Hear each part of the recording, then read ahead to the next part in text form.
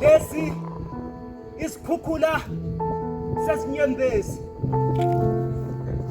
Mhlazana ilanga selishintshe umzila walo lingasaphumi eMpumalanga.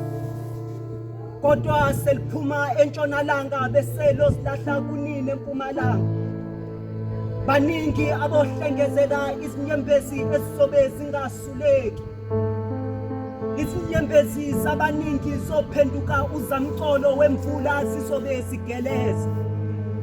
Kanti injabulo yabaningi izohamba nezikhukhula zezinyembezi emthonjeni wesiliva. Ngoba osulayo izinyembezi uyafana nokuyisela amathe kaSifuba.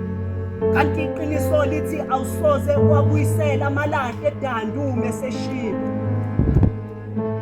Bathi futhi mengabe uzeka lesi sinyembezi sizosuke sikwakhele udaka ozobisha kulona. Manje sizeke zageleza zase zangena emlonyeni. Mina nawe singofakazi ukuthi lezi zinyembezi ziyanambitheka ngokufana namanzi asolwandle kokubili kunosawoti.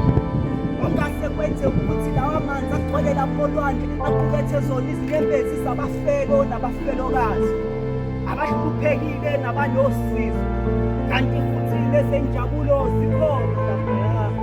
Ngisho ngoba mengabe uhluphekile bakhona abakhuluma ngenhlupheko yakho bahleka baze bekhalelile izinyembezi uma sebekhuluma ngawo. Manje sezabundelana ndawonye lapha kuselula ukuthi sisifunde.